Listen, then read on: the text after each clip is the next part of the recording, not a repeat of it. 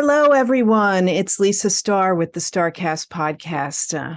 Back to visit with you again. We're getting into that time of year, the holidays, at least in much of the world, where there's brings a lot of cheer for many people, but it also brings sadness for some people. We think about those we have lost, loved ones that aren't with us, how life could or should be different.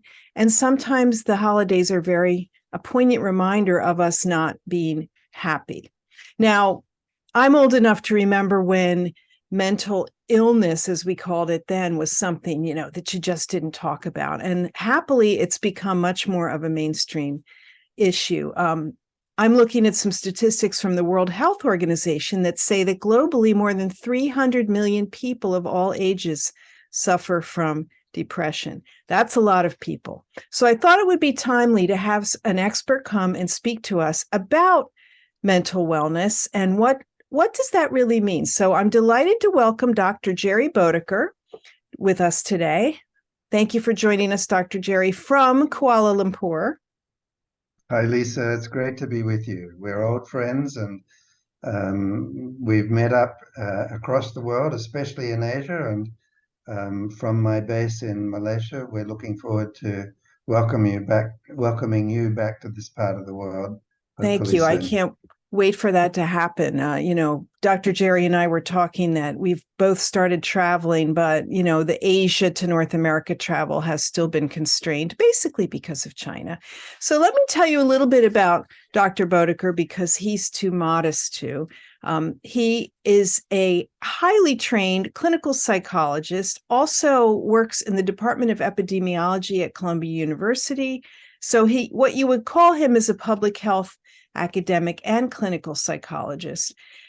He's researched and taught at Oxford for 2 decades and also is an adjunct professor, as I mentioned, at Columbia.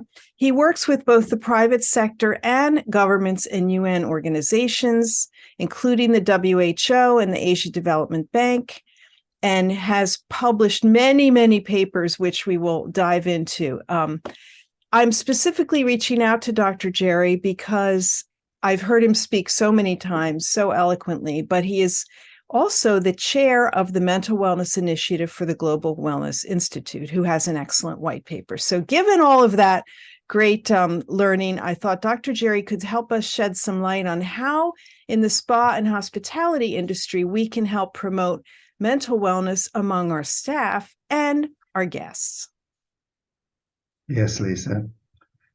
Shall I just start talking about it, or do you want to ask me a specific question? Let's start by saying, Dr. Bodeker, could you tell us what's your assessment of mental wellness in the world? Like, how did it become to be so much more of a mainstream topic than it was even 20 years ago? It seems to me it's changed pretty rapidly. Yes, Lisa, even 10 years ago, I think. I think that there are a number of factors. One is that you've heard me speak in the past, about the spa industry, and I felt when I looked at the spa industry shortly after producing for the World Health Organization, the World Health Organization Global Atlas on Traditional and Complementary Medicine. This was a public health atlas looking at policy and trends and investment, legislation, education, and so on in traditional and complementary medicine fields around the world. And we looked at every country. It was a very big project. We did it with our team in Oxford. And it's a 2-volume public health atlas. And then within months of that being published, I attended a spa conference in Thailand, Hua Hin in Thailand, Asia Spa. And I heard presentations about the spa industry, and this was new to me. And what I realized was that spas were sort of morphing in different directions, and many were becoming a one-stop shop for well-being, for wellness. They were not simply massage and sort of water treatment centers, which is Right. how they began. And I realized that this was happening, and with my friend and colleague, Professor Mark Cohen, decided to do a book pulling all of this together into focus. This is the book, Understanding the Global Spa Industry. And it was the first sort of text pulling the big picture together. And what we realized out of this was that the wellness industry was really, in a broad-based way, being nurtured by the spa industry. I think that's shifted since then. This was in 2008. And what we've seen is that the wellness industry has branched in many different directions. And that, in some respects, is reflected in the multiple initiatives of the Global Wellness Institute, where people are drilling into areas of specialization. But what we realized from this was that the spa industry was offering more than, say, the fitness industry, the sports field, and so on, which were focusing on physical health and fitness. But the spa industry was including relaxation. There was a lot of talk in those days about mind-body integration. This was new. This was coming out of positive psychology. And there was an underpinning sort of shared view that positive mental health, positive psychology, pathways to optimal mental functioning were really becoming the province of the wellness industry, the wellness sector, not just industry, but sector, including public sector in this field, and community initiatives, beyond just mental illness. And then in 2016, the chair of the Global Wellness Institute, Susie Ellis, and I did on stage in Austria, in Kitzbühel, a presentation, a conversation around this idea of mental wellness. And we discussed a lot of the emerging research that was showing that sunlight, being in nature, laughter, proper nutrition, meditation, massage, exercise, on and on and on and on, music, journaling, drama, so many different things were pathways into one thing, which was mental well-being and thriving and flourishing and continuing to grow in fulfillment throughout the lifespan. And that was when we realized that mental wellness was a thing.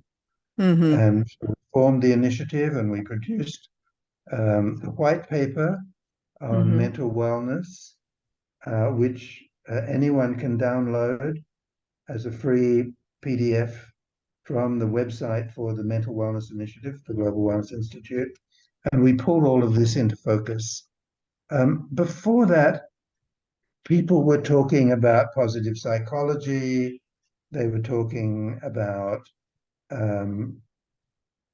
lifespan growth. They were talking about Maslow's hierarchy and self-actualization. But the conversation wasn't widespread around this concept of mental wellness. And that was 6 years ago. But since then, we've seen it really, really grow. And the pandemic has actually put mental health onto the global front burner. And WHO has for a couple of years been talking about this now.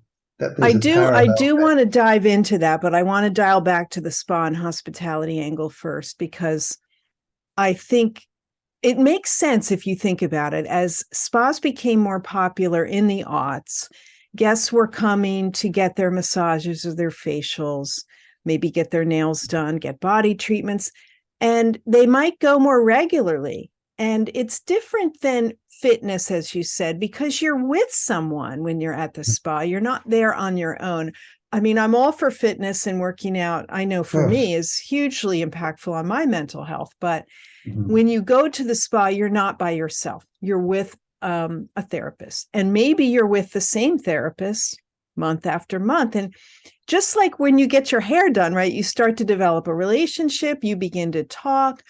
And if you're a consumer, you realize that these practitioners know things about health and wellness that maybe go beyond their touch. And while we are not licensed to talk that way, it does open up the consumer mind to the possibility of, oh, there are other things I could do. And that's why I feel like in spa and hospitality, we have an unprecedented sort of ability to reach the consumer and touch them in these positive ways. Lisa, I think that in emphasizing this, you're very right, and that what is really fundamental in this is the guest feeling listened to, feeling heard, and feeling comforted, all of which is very different to the more outward stroke of well-being, which is exercise and fitness and so on. But one of the real pillars of mental wellness, of happiness and happiness research, is someone to count on.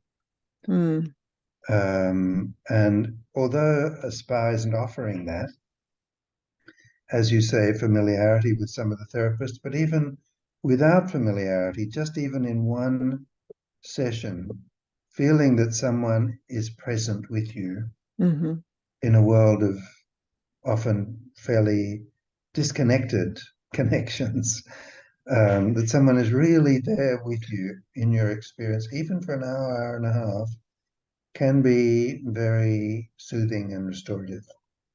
So, Dr. Bodeker, let's talk about two aspects of this. One is I would like listeners who work in spa and wellness to know how to see to their own wellness, but then how do we make sure we're providing it for our staff? So, you can't really provide it for others if you don't have it for yourself, I'm guessing. So what would be a good process to follow for someone running a business like this to make sure they're addressing those needs? Yeah. Well, in the wellness sector, you have to walk your talk.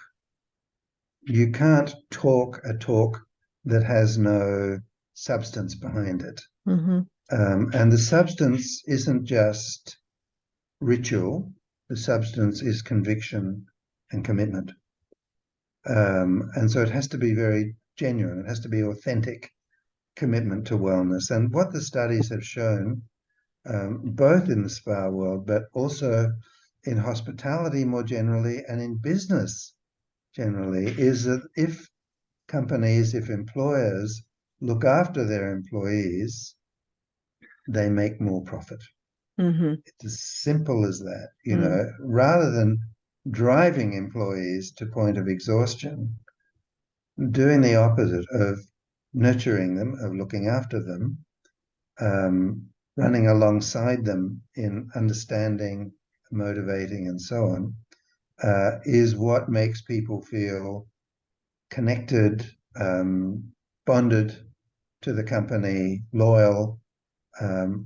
Retention rates are higher. Absenteeism is less. Presenteeism, which is being present but really mentally somewhere else, is less. And consumer ratings, customer ratings, are higher for the quality of service. So it has to start with the corporate culture. And as I say, this can't just be sort of ritualized. It can't be, well, we're doing it, let's have a break, let's do some Tai Chi, let's do some fitness. It's got to come with caring, with genuine engagement, because that's the service sector that we're in. It's about caring. It's not just about performing. And so the company has to set this culture, but for the practitioners themselves, it's important to take time out when they perhaps don't have appointments, to not just sit and, go through their messages and whatever, but to take time out to do some meditation or to do some exercise. Nutrition is really, really important. If a busy schedule means that it's hard to have a decent lunch break, have power juices available. Get that nutrition in. There's a whole field now called nutritional psychiatry. Those are two words most of us never Never put imagined. together. Never. Now it's a field, and Harvard Medical School has a division on this with, a lady in charge of it, a lady professor in charge of it. So nutrition is really important to keep our energy levels up. And the thing about working in the spa sector is it's not just physical, it's emotional attunement. It's using the mind to understand what next and so on. And the brain uses 20% of the body's energy, just that little organ in our head. 20% of the body's energy goes to that. So we have to keep our energy up to do this kind of work, including the physical side of it. So these are some of the things that are important. And basically, we need to walk our talk with commitment, not just with sort of ritualized performance. It's got to be sincere. Well, I think it's difficult for leaders who are looking at finances, who may be pressured by ownership or their brand to do more. And it is difficult to walk that walk, right? Both sides of it, because you want to be a healthy, present, calm person to lead your team, but you're getting this pressure from the outside. So many companies pay homage to the concept with words in their values or their brand statement, and yet they don't really live it. So I don't know how we're going to transition to a world where those words really mean something. I'm thinking about some things I saw happen in hospitality during at the onset of COVID, where large global hospitality brands got rid of their entire wellness staff, right? Globally. I saw the same. And it's like, wait a minute. I mean, I get furloughing them. I understand that. I mean, no one knew what was up, but after a few months, now we see, I see globally, the resurgence in business has been tremendous. And I'm sure you've seen this too. Every spa that reopened in the US, they started reopening in late June, early July of 2020. And I had clients opening then that were immediately filled and have not stopped since then. Our only impediment is having enough staff to do it, which is another story, another podcast. Yes. But yes. How that wasn't very visionary, right? And they haven't really brought them back. So how are leaders to carve out time amongst these competing pressures to do what they feel is right? Do you have any words of advice on that? Well, there are levels of leadership here. When you reference hospitality chains just lopping off the whole branch of wellness, those decisions are made by the C-suite that hasn't really engaged with wellness. It's just another division of hospitality, and people can't come in, and so it's not generating revenue, so it's got to go. That level, if anyone wants to take that on, needs a lot of education about this, and it's got to start with themselves. And that's a whole C-suite, higher level executive development commitment, and I think it needs to be done by people who are used to working at that level. I'm thinking of our friend and colleague Dr. Renee Moorfield. Be Well, Lead Well is her organization, and they do this sort of thing. They work with management to help them understand that promoting wellness in their culture, organizational culture, but also for themselves, actually drives revenue, Mm-hmm. increases profits. But you need specialists to work at that level. In terms of the level you also mentioned, which is the spa owners, we understand the pressures that they're under. I've invested in this, and I'm not getting traffic. I'm getting people off sick, et cetera, et cetera. They've got a lot of pressures. But, and your point about furloughing, people we know with groups of spas have had that furlough policy that they've just explained to the spas simply cannot afford to keep you on full salary when we have no income. But, we'll work out a furlough model, and when the income goes back, you'll come back, half-time, three-quarter time, full-time, according to revenues. And that has been a successful transition for some groups. Others have just gone, Yeah, that's what I was noting. I mean, the ones that just, said they were about wellness, and then suddenly they have no wellness, department at the corporate level. So it's like, oh, really? Talk about walking the walk. So wasn't in the culture yet. No, it wasn't, again, branding. just words, words. Yeah. So we know that it's important for leaders to demonstrate the behaviors that keep us healthy, and to know when to say, okay, I've had enough. I'm going home now. I'm not going to work another 12-hour day. And so how important is it that they model that behavior to the staff? Does it send the wrong message sometimes to appear vulnerable that way?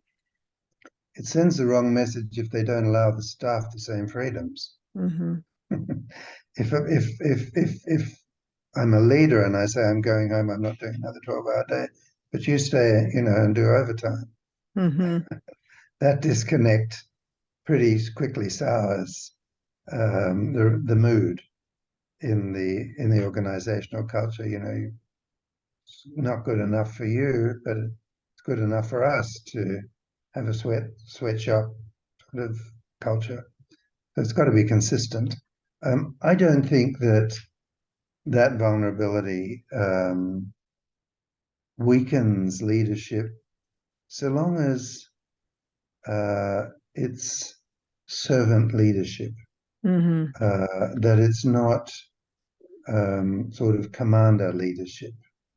Then it will seem a little self-indulgent, temperamental. But if the concept of leadership is of servant leadership, which is a concept we discuss in our white paper on mental wellness, then the business is about service. That is servant leadership. We're leading in the field of wellness, providing services to provide wellness, also to show the way for self-managed wellness. So we are serving. And that has to come in to the leadership concept as well. I'm employing you, but I'm also serving you. I'm serving you the way that a parent serves an older child. They can't rule them. That will never work. But they guide, and they know when to stand back. Support and guidance. Very much. And I think that is a leadership model that allows for some vulnerability, where the vulnerability can be a source of modeling for the staff. I know my limits. I've got to have me time or family time or whatever as well. Let's talk a little bit about the last few years. So this beginning of awareness of mental wellness and our support for it. You were being on the stage in 2016 in Kitzbühel. I think the mental wellness paper came out in 2018, which is a tremendous resource, and I'll reference it at the end. It's quite lengthy and detailed, and many, many people contributed. There's a lot to dive into. So we had this awareness, and then we have a pandemic and something we'd never dealt with. And we were so focused on the physical, keeping people apart and not exchanging germs. And we did really well at that. I mean, the whole world shut down in 10 days? We went full stop. So I think what had not been anticipated was what that would do to people's mental state. The solitude, the loneliness, the feeling cut off. I can recall at the beginning of the pandemic, the Global Wellness Institute would have a weekly Zoom call. I know you were on them. We were all on them. There would be 300 of us, just like, what's happening where you are? Because it was a way to feel connected still. Correct. And so we have had this very bizarre experience. Let's talk about how that has changed the outlook on mental wellness, both in business and in personal life. How has the pandemic impacted sort of the outlook on the importance of mental wellness?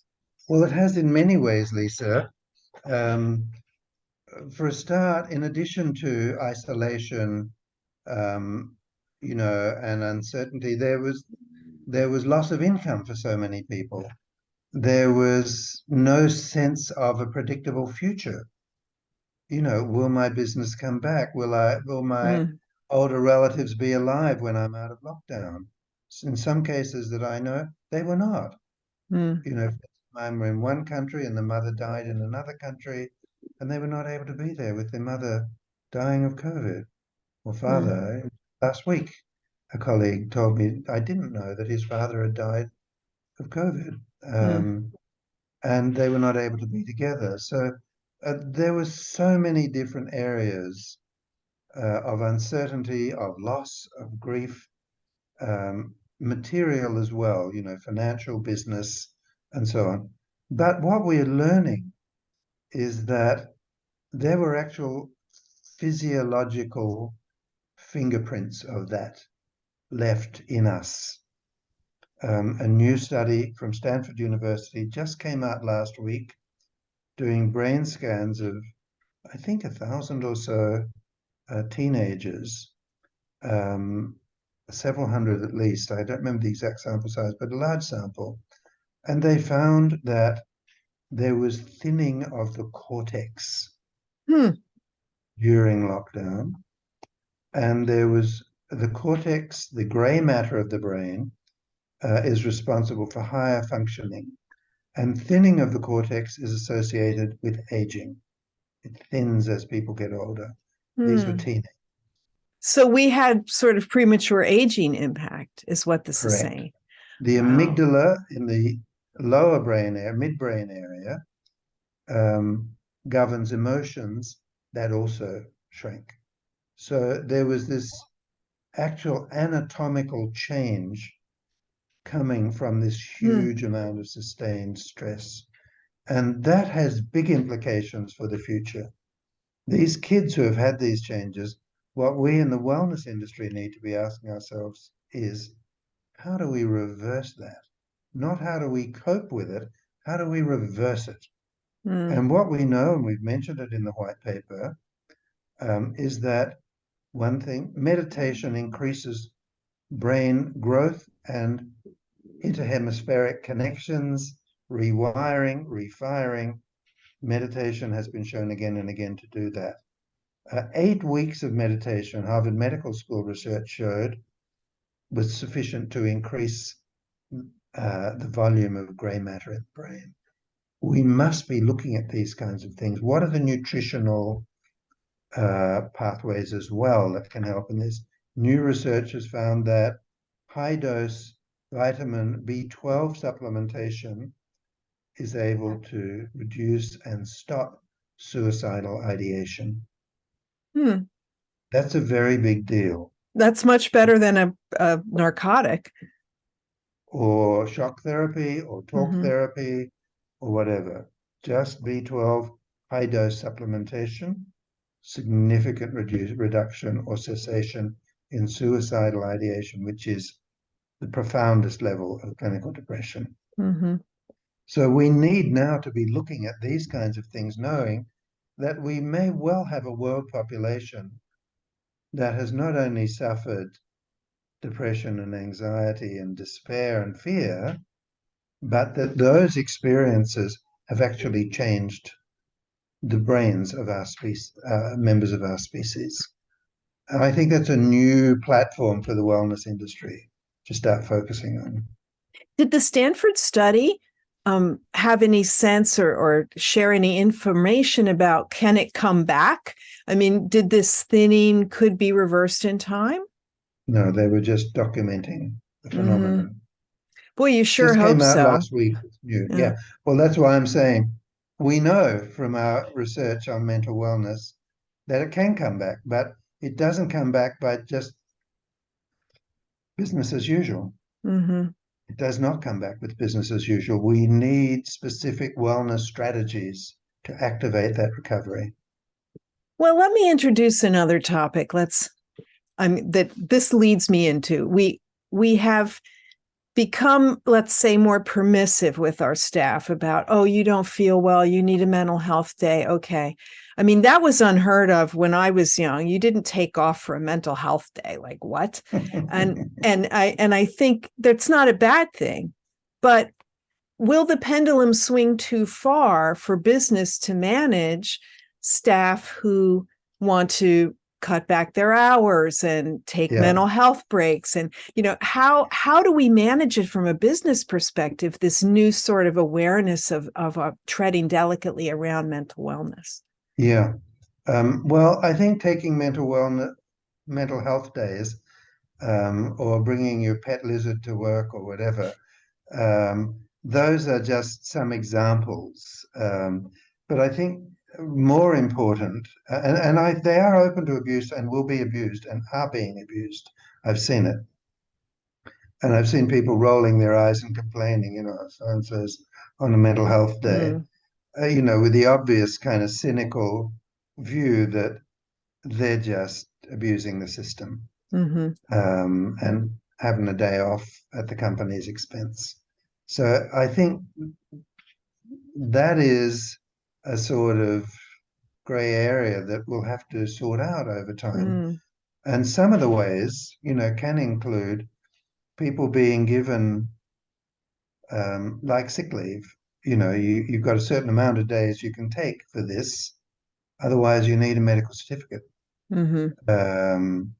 And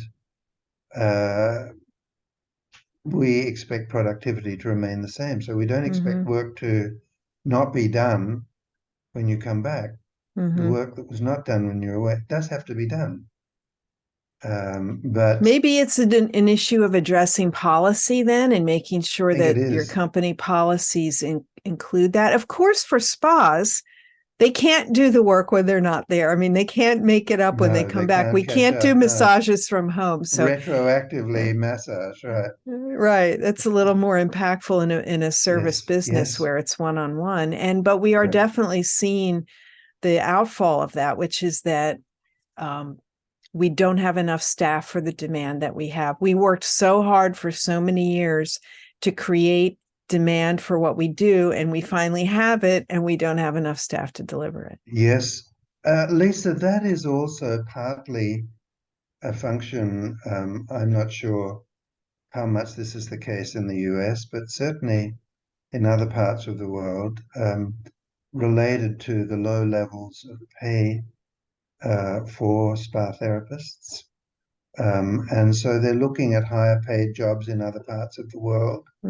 So the Middle East and the Maldives and so on are offering higher salaries. And I know that across Asia, people are looking, they've identified where the better packages are, and they're going for those. And the industry really has to address that. I know it's a catch-22 because if you pay them more, you've got to put up your rates.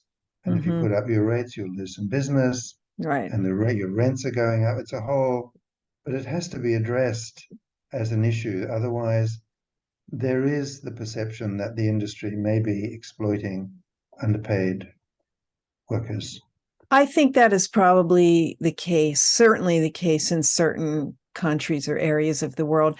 I'm glad you mentioned that, because I'm in the midst of updating. We did a global compensation study for the spa industry in 2014 that was published in Spa Business. And, I'm a contributing editor at Spa Business, and we are doing it again. And it's closing this week. So I've had the survey up on my LinkedIn and on social, and Spa Business has had it. We're doing it by country. not by company, just like getting a sense of what are the pay and benefits by country. And of course they vary, but the cost of living varies.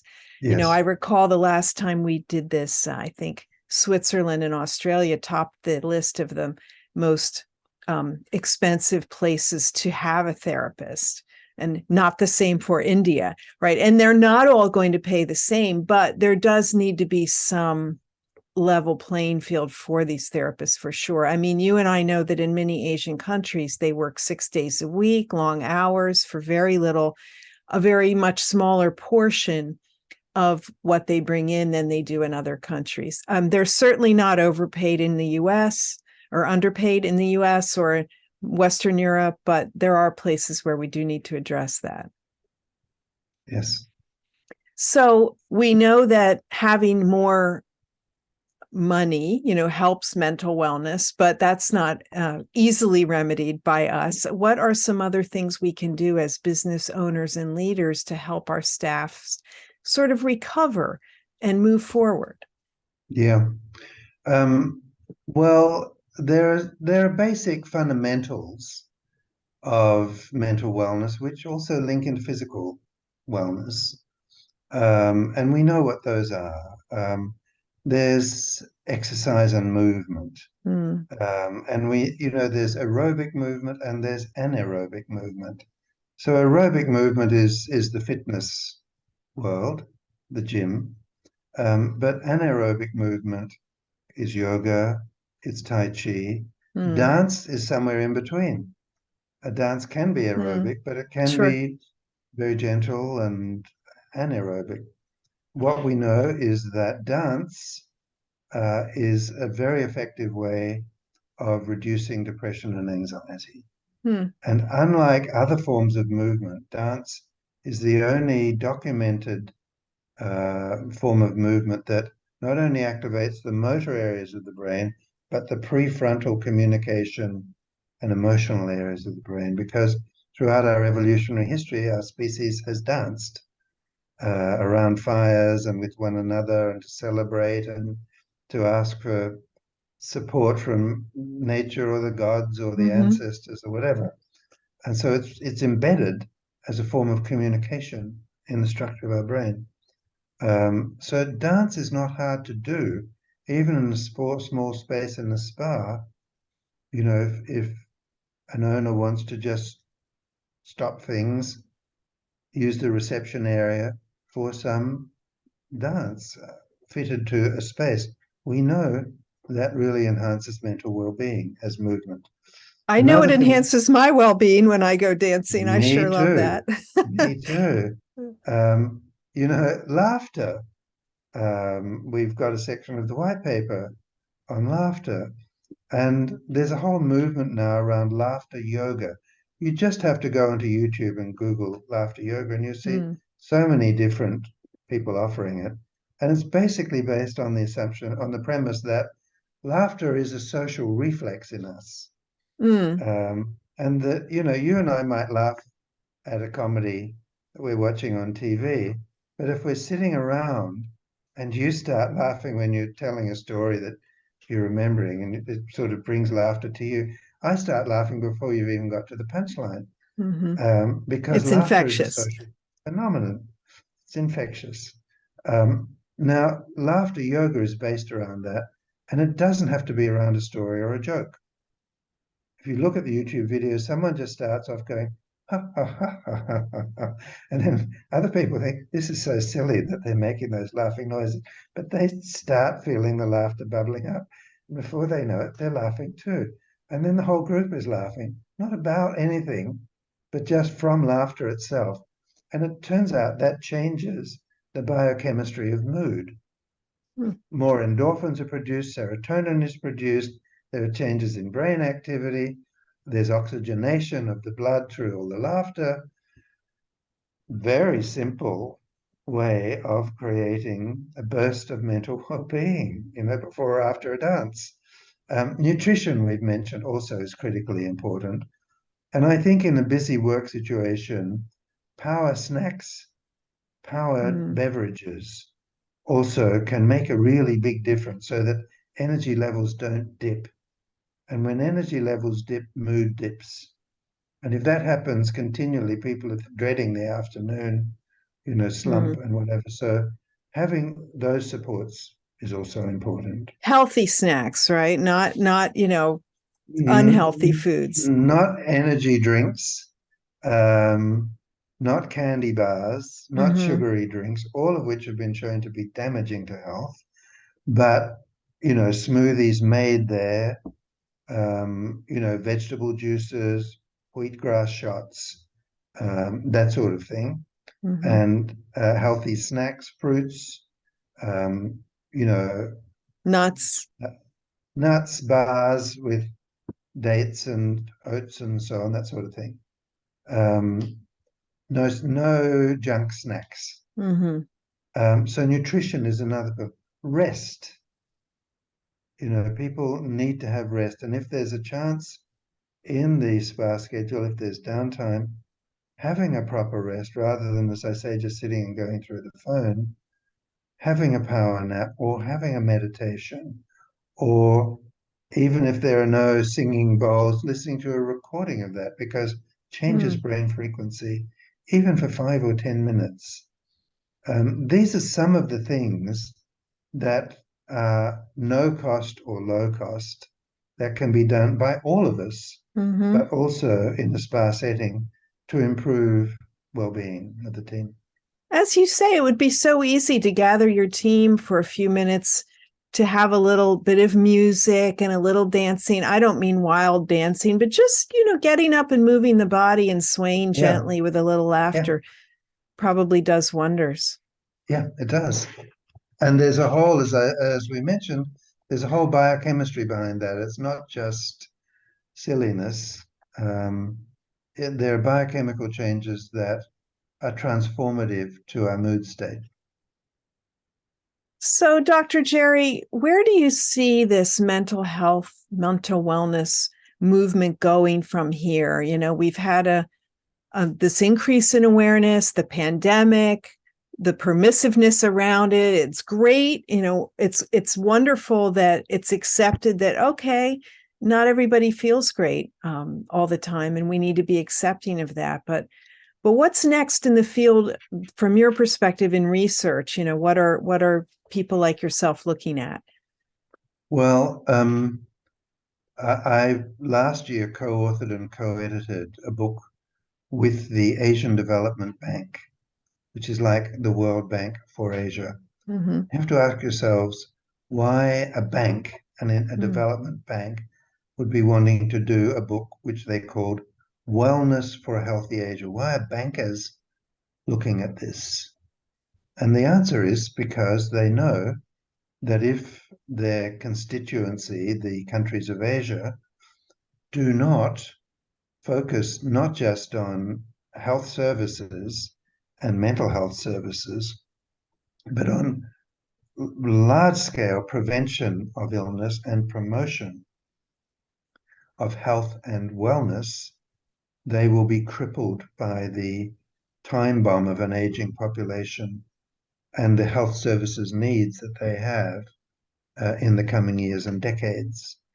And so, where I see the future of mental wellness being is with a lifespan wellness approach. Mm-hmm. Something we've tried to take in the white paper on mental wellness, where we start with the first 1,000 days of life and outline how critical the influences in pregnancy, even at the time of conception, the health of the parents can influence the health of the grandchildren from the time of conception. So, Mm-hmm. understanding this, um, the health of young people, what we've seen from the Stanford study, that severe mental health impacts can change brain structure. How do you reverse that? What are the means of reversing that Mm-hmm. and facilitating normal growth again? Adulthood, workplace mental wellness, retirement, senior communities, and mental well-being. This has to, for its next stage of maturity and full maturity, be a lifespan approach to well-being and mental wellness. And that has to get into education, Lisa, because we don't have, as part of our education system anywhere, a user's manual for the brain and the body. True enough. That is what I think is the next step. We need a curriculum around it. We need a text. We need evidence. We need strategies. What can be more important to learn about than how to use the machine we've got, that we are? That's true. You get a little bit in the US schools. I think in middle school, they teach you a little bit about your body. Mostly it's around reproduction and what not to do. In my day, it certainly didn't touch on any of these mental topics. I expect they do now, but I don't actually know. But I don't think they go into the level that the research is already at, talking about being in nature and the change, in immune functioning from being in nature, the effect of sunshine. B12, we've just learned, preventing suicidal ideation. This kind of thing, the user's manual for the brain and the body is waiting to be written. I'm terrified that I'm going to end up being the guy who does it. I hope that's true. It's going to take years. But I was in a bookstore today looking at all of the books that are coming out around this now. It's an industry. There's a whole focus on it. But I think that lifespan wellness is where it's going, and getting that into policy at the national level, at the company level, is really going to mainstream this field. And the Japanese government have now adopted a policy called living the 100-year life. They have more than 70,000 people aged over 100 years, and they're going to have more than that. But if those people are switching to a Western diet from the Japanese diet, they're going to have all of the epidemiology that we're dealing with in the West of non-communicable diseases from junk food and fast foods and so on.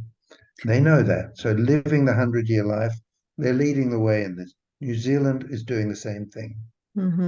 I'm sure that you are familiar with the blue zones and those places where people do live long. Same concept, right? Absolutely. Yeah. And it all seems to have to do with lifestyle and food, and also seeing your neighbors and just being active, right?